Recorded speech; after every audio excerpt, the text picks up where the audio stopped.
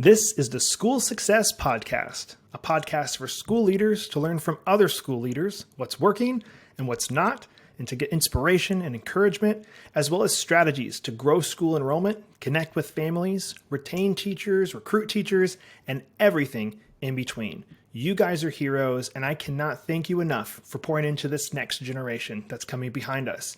My goal is you will take at least one thing away from every episode that you can take back to your school to make it better than it is right now. Please enjoy the School Success Podcast. This podcast is brought to you by the Herzog Foundation. Time for school. Hey, school success makers. Welcome to another edition of the School Success Podcast. I'm your host, J𝒊𝒎 𝑭𝒍𝒐𝒔𝒂𝒚. I'm joined by a new friend out of Springfield, Missouri, Dr. J𝒊𝒎, who is the head of school at Crossway, the Baptist Church, Baptist School. I want to make sure I have the right school here named, Jim. What's the Jim's? What's Crossway Christian Academy, part of Crossway Baptist Church. That was what it was. There we go. Awesome. Well, man, I am so excited to jump in with you. I met you through the Herzog Foundation, which obviously is a great partner of ours that we love to death. And so I'm not going to take a ton of thunder away from you. So I'm actually going to pass it off to you, introduce yourself for a little bit, and then I got a fun question to kick us off. So Jim, welcome to the podcast today, sir.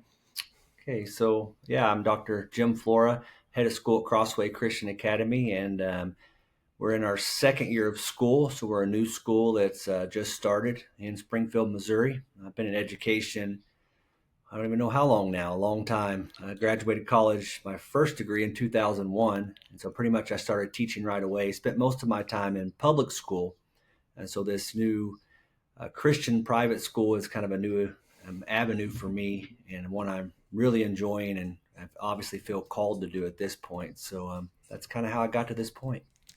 Awesome, man. Well, I'm looking forward to diving into everything you guys are doing there at Crossway. And obviously, thank you for taking school year's already started for the fall as we're recording this. So I know you guys are busy.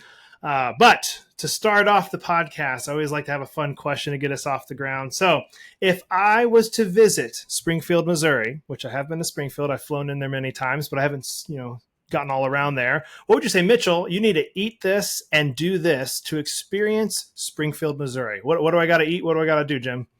So I think, I don't know if this is true or not, but I mean, cashew chicken supposedly originated in Springfield, Missouri, like Springfield cashew chicken.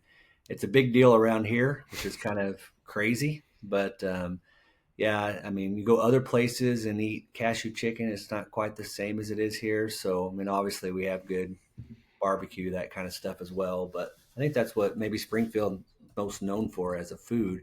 Something to do.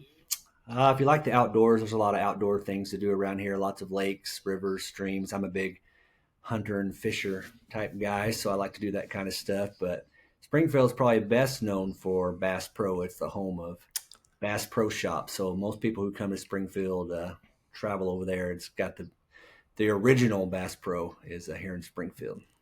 Okay. I think I do remember hearing that because there's a hotel. They have a hotel specifically there too. Isn't it like a really huge dome? Is there something specific about that specific location? For a long time it was the largest, but I'm not sure now if it is or not. But okay. So it's a lot of people go there. They have a big museum there now too. So we take some school field trips there, and kids like it. So. Very cool. I was just in Bass Pro yesterday. My son after church was like, "Can we go to Bass Pro?" Because he loves to see the fish. So we went to fish. Then he gets. My son loves Bass Pro too, but now he's old enough where it costs me money every time he goes. Thankfully I'm not there yet. Although he wants a 4-wheeler and a boat from Bass Pro that he gets to see each time. So no, it's like not yet. Awesome. Well, hey man, let's jump into to podcast topics. I know we kind of had a few things we talked about before the episode, so kind of want to dive on in. I know you guys just went through ACSI accreditation, which Association, for those listening, Association of Christian Schools International, and I know I think you guys fully finished that. And if so, I'd love to kind of just talk about what did that entail for you guys to actually get accredited. And I'm pretty sure you said Herzog was a big part of that for you guys as well. So tell me a little bit about that. Yeah, so we're not quite finished yet. We're looking hopefully this spring to receive full accreditation. So we received our candidacy. So we're in the process of doing our self-study. I mean, I've never been a part of accreditation for a Christian school. In public school, we have processes that would be similar as far as through the state. So, ACSI, of course, is one of the premier accrediting agencies for private Christian schools in the country. And so there's a lot of detail in that. There's a lot of things that the school has to, you're basically checking up, making sure that your curriculum's aligned correctly, that you're actually teaching what your curriculum says you should be teaching. There's a lot of policies and procedures, making sure those are lined up, to protect your school. So it's just they would come in and just kind of overlook everything that you're doing, even down to your car line and your evacuation plans. Whoa. And so it's very in depth. We're right in the middle of it. And so we're working on that. And so as far as, Herzog, Crossway Christian Academy started playing this school. We're probably going on about 4 years ago now. And they worked very closely with the Herzog Foundation and also their school box program. And so I'm sure we can kind of talk more about that as we go. But as that applies to accreditation, they tried to set up the school knowing where they were going with accreditation. And so the policies, the procedures that they wrote, since then, I've been writing more of those, adjusting the ones that we have since I came on board. Really, Herzog has just really eased that transition into accreditation by preparing us in the beginning. If you think how overwhelming it is to start a school, just from scratch pretty much. And so Herzog obviously has been through it many times. And so the research team that the church created really took the advice of Herzog, went to a lot of their trainings and tried to set up the school in a way in which we would be able to achieve accreditation very quickly if we, did everything that we were supposed to do on our end. And so, we're on pace right now to possibly be accredited right at the end of our second year, which that's a pretty big undertaking and task to accomplish. Yeah. Hey, school success makers, Mitchell here. I just want to take a really quick break from the show to give a big, huge shout out to the Herzog Foundation. I absolutely love the Herzog Foundation. I've been friends and partners with them for a couple years now, but we're bringing it to a whole new level. And I'm excited to share that our very own School Success podcast is now featured on the Herzog Foundation Podcast Network. The Herzog Foundation is a powerhouse of resources designed to support schools like yours, from free training events through the Herzog Foundation Institute to their incredible online news publication, The Lion, and of course, our new podcast, Home. They have everything you need to stay informed and inspired. And if you're dreaming of starting your own Christian school or co-op, don't miss their online course, Schoolbox. It's a fantastic resource to help you get started on the right foot. At School Success, we're proud to partner with the Herzog Foundation to bring you these valuable tools and insights. So visit herzogfoundation.com to explore all they have to offer. Trust me, you won't want to miss out on these amazing opportunities for growth and success. And I love all the people over there, and I know you guys will too. So please go check them out, and you won't be disappointed. Now, back to the show. For those listening that are like, maybe they've heard of accreditation before, heard of ACSI, obviously there's all these other organizations that will do accreditation. What is, let's just say, like, maybe we'll do two pieces of this. What is accreditation, and what's the pros and cons of it? Because I know there's some schools that aren't accredited and some that don't want to be accredited. Like, what does that help you guys with in the long run? Does it help you with your marketing, help you with enrollment, where people go, oh, you're accredited through this organization? Like, what all is that? What's the reason why people do it? So, accreditation for a school is just, it's kind of, you can think of it like checks and balances, just making sure that, you're doing a good job at the things that you're doing. It's an outside organization that comes in and, if you're in the middle of it, sometimes you may miss something, or you may think you're doing something that you're doing something well that you're not really doing well. And so this outside body would come in and kind of check and see if you are accomplishing your set goals and if you're moving towards your mission and vision.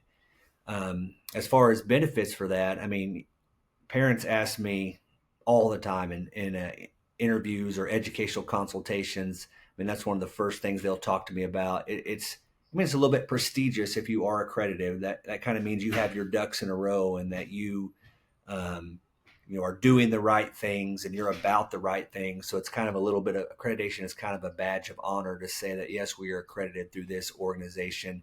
We're a part of this organization. So that means that we have a very high standard.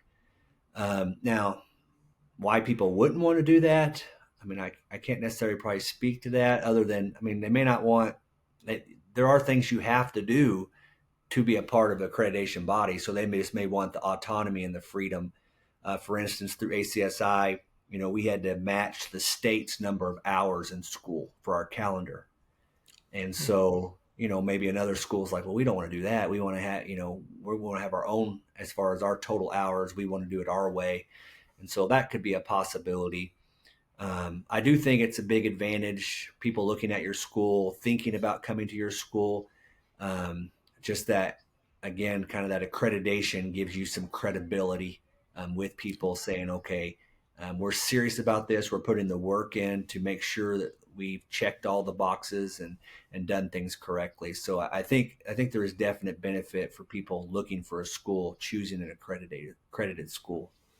And once accredited, does that something that every year you have to come recheck to make sure you're continuing all those things? What does that look to keep So accreditation? yeah, I mean, there's certain reports and things we have to do continuously, but then I think it's 5 or 6 years, kind of a rotation where they come back on a visit. So yeah, they're going to check up on you, and you'll have certain goals that you are working towards over that time. What they call, ACSI calls recommendations, major recommendations.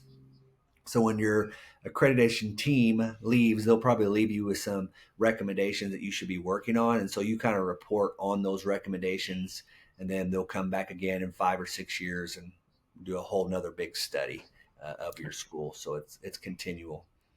Is there a consistent cost for schools that are listening going, oh, I'm looking at getting accredited? Is it by the student, by how big the school is?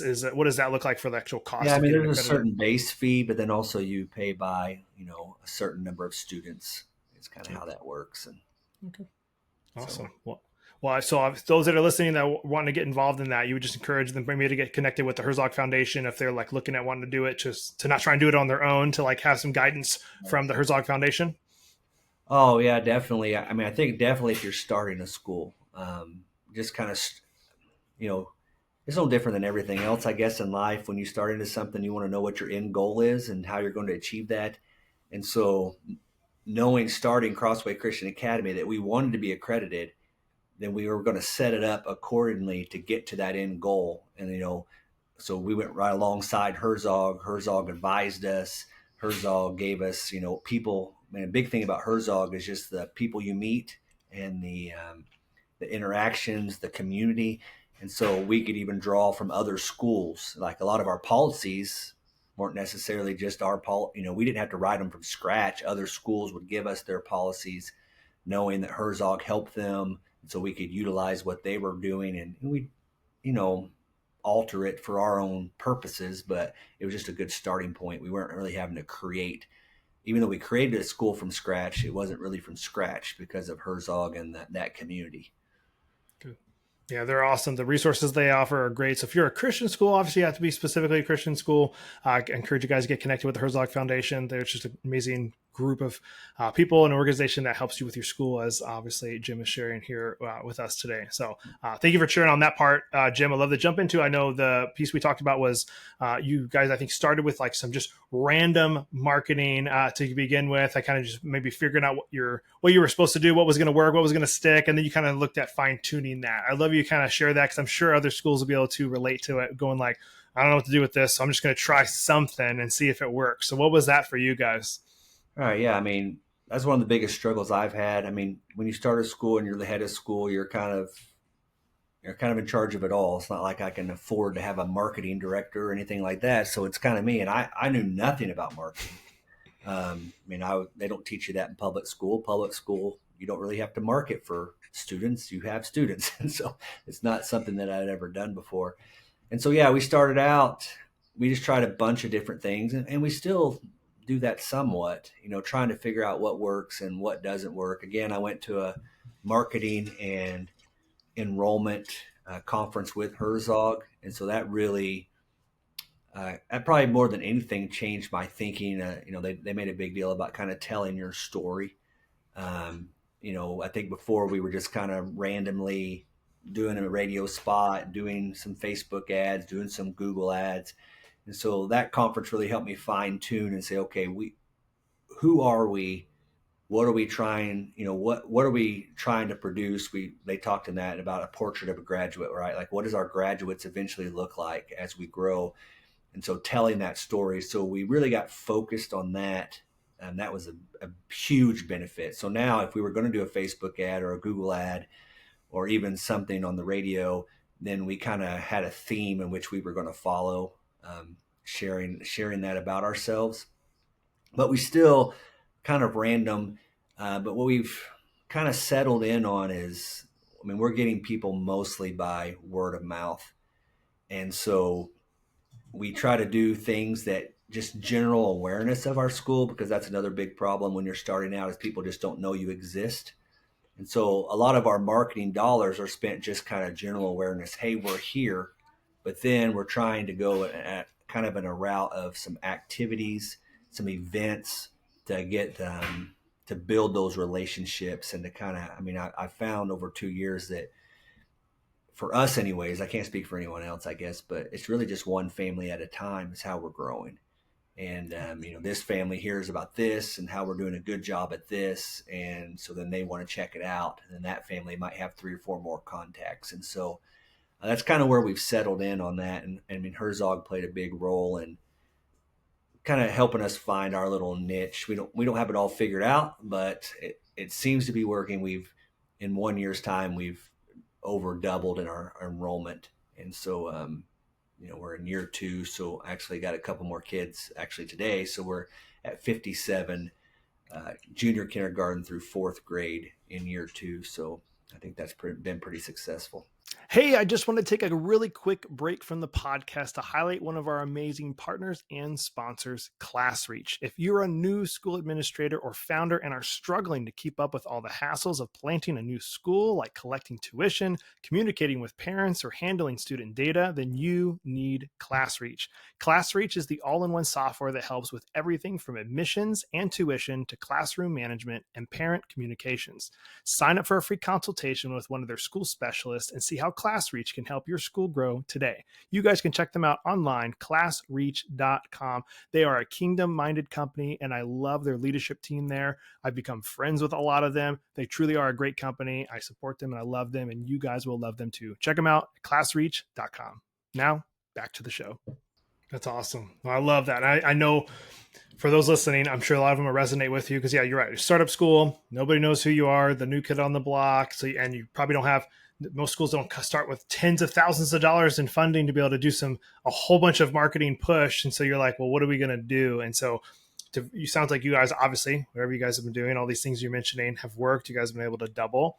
But obviously for the schools listening, guys, like, man, some of the things you guys can do, like the low hanging fruit, I know it can be hard, but like networking with the local churches that are in your area, the local schools even too, because you might have schools that are at capacity and they can maybe send some people over to you, or specifically local churches, network with the local kids pastors, youth pastors that are in your area because they know their students, they know their kids that are in the area, and they might know that a kid's looking for a new school or doesn't like the public school or the whatever they're at right now, and they might send them to you. So there's definitely some like affordable, free things that you guys can do as schools. I always tell schools to go buy some donuts and go visit the local youth pastors, because youth pastors love donuts, because I was one of those for years, and I was like, oh yeah, I love me some donuts. But there's obviously some things you can do, but like you said, just random things for a while, figuring out what works. And it sounds like you guys really, really fine tune that. And word of mouth is, Jim, you nailed it on the head. Like, that's your best one. And that is the best one. If you can nail word of mouth marketing and empower your existing families and students to be telling your story and sharing it with their family, their friends, and all the people they know, oh my goodness, that's the best. It's the most affordable, but also works the best too, if you guys can nail it and get it down well. So I love that you shared that.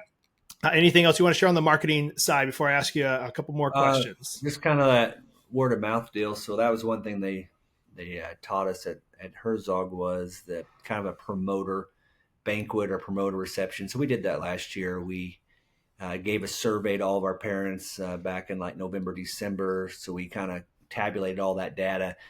We had actually was a meal for all of our parents. I mean, we only had 30 kids last year, so it wasn't that hard to pull that off. I kind of gave a state of the school address, but then we talked a lot about being promoters and promoting our school and how do you do that again, goes back to that word of mouth, kind of training our parents or helping our parents learn how to, when they're at the, park or whatever, and they're there with their friends to talk about our school and to promote our school and do those types of things. So I think that was a big benefit. I mean, that event had lots of benefits, just building community. We even had a time of prayer for our students during that time. So, I think that was a strong event that we did that we'll do again this year that kind of helped with that promotion. And it sounds like that's a perfect segue into like one of the last questions I have for you is about culture. You talked about, I remember you mentioned that on our first part of the call, culture is very important for schools. People mention this all the time about their schools, where you can sometimes live or die by the culture that's in the school. And sometimes as new schools, we can get in a dangerous spot where maybe we really want to fill these seats. We really want to get new students in here.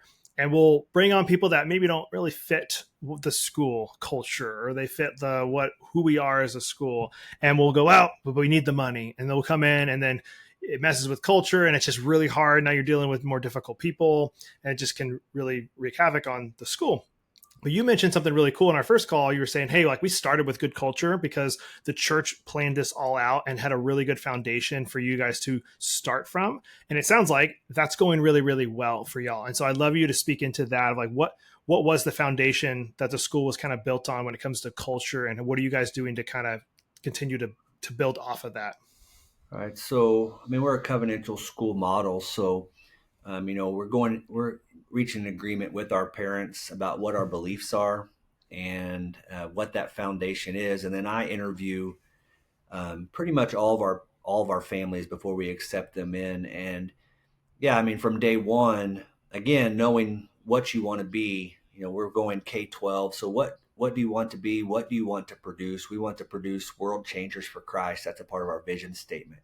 So in order to produce world changers for Christ, we're going to have a certain culture that is protected, and our parents are going to have to buy into that culture. And I tell parents all the time that this may not be a fit for you, and if that's the case, then we would want you to go somewhere else. Like, we want people who want to be here, who want to be a part of our school, who believe the things that we believe, and we're going to be pretty careful about protecting that. I mean, there's lots of different ways to focus on that, but I mean, probably the most important is the teachers that we hire. We have to hire teachers that, firmly believe in the things that we believe, and, that love on kids the way that they need to be loved on. And, that really represent our mission and vision in the classroom every day. And then, again, making sure those parents are in line with that as well. And so we tried this the first year. We just wanted to do the best job we possibly could be at being who we were supposed to be. That's just what we tried to do. And there were areas where we didn't do that well, probably, but I think overall, we did really well at that. We did a lot of service projects. We obviously focused on biblical worldview implementation. That's our number one thing. And so, I think it was somewhat easy to do that because we had such few students. And so you already see, like, as we double in size, I think as you grow, we haven't been through it all yet. It's going to be, there's more opportunities probably for things to attack your culture. And so we just have to be diligent in watching that. And, I think, again, it's kind of going full circle here. I mean, Herzog, that's what they teach. That's what they preach about schools, is defining that culture, your vision, your mission, and then staying true to it, trying not to drift off of that. And so that's how we started. Now, I mean, I'm ultimately the one most responsible for trying to make sure we stay on that path. And so that's a big task. That's going to be not an easy task, but I think we can do it if we stay focused and making sure, like you said, yeah, you kind of want to take everybody because you need money. You need students, you need money to run the school and to grow, but you have to just be aware and make sure that you're not going to bring in people that are just going to tear apart your culture and cause problems, because that will hurt the school in the long run way more Exactly. than the few dollars that you might lose this year. So we have to remind ourselves of that. I love that you guys started with that foundation, because obviously growing then with it is you can make sure you guys stay on that trajectory and you don't have like mission drift, which obviously can happen as schools grow or grow too fast. We've seen happen a lot with the schools we've talked to where that can happen. And so it sounds like, man, if you guys can just continue with that a little bit of growth, I'm assuming you guys are adding a grade each year. Is that kind of the goal, like getting it to grow? Yes. Yeah. So being able to kind of lead into that, you got the older students that are obviously like they've been a part of it the whole time. You kind of start fresh with the kindergartners coming through. So I love that. Right. Sounds like you guys are doing it all the right ways for the building that and building the culture. Anything else on the culture piece before I ask you one final question for us today? Oh, I think I covered it pretty well. All right. I agree. Well, I got one final question for you, Jim. So we got all these school leaders listening. Obviously, a lot of this has been a whole bunch of advice, but I'd love you to share one final piece of advice that you'd love to share with all the other school leaders that are listening right now. Well, I mean, I think a lot of it has to do with that culture. I mean, our foundation, of course, is the Word of God, and that's going to be the foundation of our culture and everything that we do. Even from our discipline philosophy. I mean, we have 2 rules: love the Lord your God with all your heart, your soul, your mind, your strength. Number 2, love your neighbor as yourself. And so, like, if our students do those things, then we're not going to have hardly very many discipline issues. That covers pretty much everything. But so just whatever your foundation is, just weave that throughout everything that you do, and make that who you are, because that's what will set you apart. There's all kinds of other schools. There's obviously public schools, private schools, but the parents are going to find you based off of who you are and how how that culture is implemented, and how your students and your staff represent that culture on a daily basis. And so, doesn't mean we don't make mistakes. Doesn't mean sometimes we might do something the wrong way or make someone mad. That's probably going to happen. But if we're consistent with that, probably in the long run, we'll be successful, and we'll be what God desires for us to be in that. Love it. Love it. Jim, obviously, thank you for taking time out of your day. I know school years has already begun and started, so thanks for taking time out of the school day to chat and talk on the podcast. And thank you for following the call of God on your life to jump into Crossway and help them, help lead them as they're starting the school into year 2. And I'm obviously a fan of you guys, wishing you nothing but the best as you guys continue to add a grade each year and get all the way up to a full K-12. You guys are doing some awesome stuff, so keep up the good work, my friend. All right. Really appreciate it. Thank you. Well, another huge shout out and a thank you to Jim for taking time and being on the podcast today. I love what they're doing over there in Springfield, Missouri, and I'm wishing them nothing but the best as they continue to grow and educate the next generation that's coming behind us. And I love they're adding a grade each year, and they'll be, I guess, at K-12 here in the next 8 years or so. So keep up the good work, guys. You're doing awesome. And as always, guys, I'm hoping you were able to take at least one thing away from today's episode that you can take back to your school to make it better than it is right now. That's why we do this podcast every week, to make sure you guys are learning and you're growing and learning from all these great educators that are all over the country. So hope you guys are learning from this and having fun like I am. Before you guys go, 3 free resources I want to make sure you guys are aware of. And the first one is the podcast. You're listening to it right now. So, hey, good job. One of the 3 already down. The School Success Podcast. We launch an every week, Monday mornings. So your new episode drops. So make sure, if you're not, you're subscribed so you don't miss any new episodes that come out. The team works really, really hard on getting this out there, and our guests obviously donate their time to come out here and share with you guys. So we'd love to make sure you're not missing an episode that comes every Monday morning. The second one is on our website, schoolsuccessmakers.com. Top right-hand corner is a button called the School Success Report that gets emailed directly to your inbox every single week. We want to make sure you're not missing out on that. It highlights some of the different podcast episodes.